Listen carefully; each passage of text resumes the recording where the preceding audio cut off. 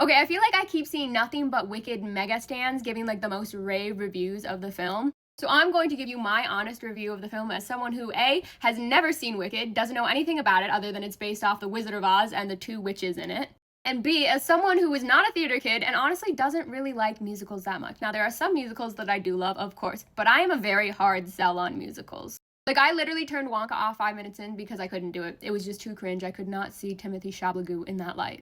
In an unconventional manner, I'm going to start with the pros and end with the cons here. The first pro is that everyone in that entire cast has more talent and a single strand of their hair than I do in my entire body, and I think it was cast wonderfully. Everyone worked together, and there wasn't a single character that I felt like stood out or didn't deserve to be there. They did a really good job casting.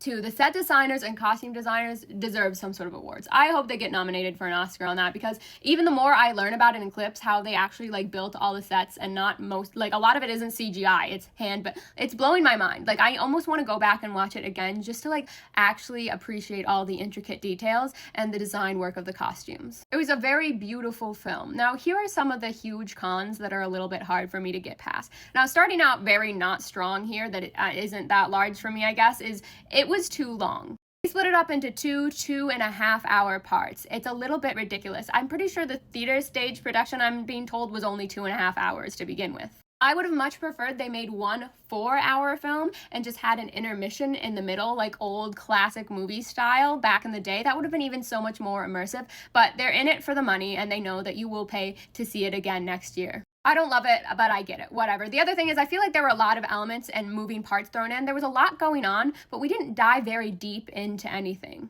Although I have been told that happens more in part 2, but as someone who has never seen it, it's not a great start for part 1, and considering it's so long, they had the time. I don't know, but my biggest grievance with the movie is the coloring of it still at times really fell flat. And that should be a much bigger problem, considering the original Wizard of Oz that these films are based off of was known for being like one of the first Technicolor films and really like lead the way in that industry. So I do think it's an extremely concerning oversight and disservice to not nail that.